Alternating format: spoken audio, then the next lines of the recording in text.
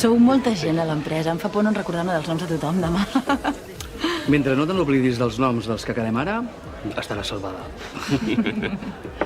Jo, quan vaig començar, li deia a tothom «Hola, bonic», «Bon dia, bonica». Així fins que em vaig aprendre els noms. Ningú se'n va adonar.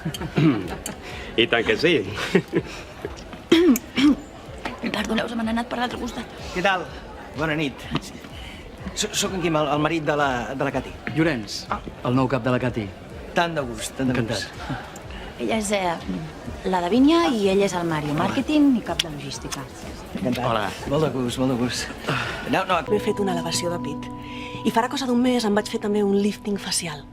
I tu també t'has operat d'alguna cosa? Les parpelles, només. Com? Jo no sabia que les parpelles es podien operar. I què t'hi has fet? Reduir-les. I tenia massa pell.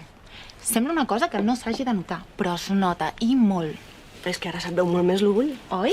I no es fa una mica d'angúnia entrar al quiròfan per una cosa així? Vull dir que si no et queda més remei encara, però només per això.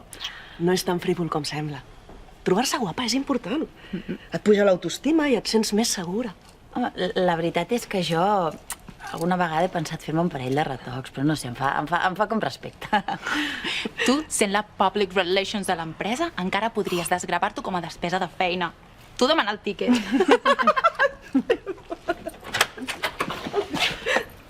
Hola, Oh, hola. te'n recordes de la Miren i de la Davinia? Sí, esclar.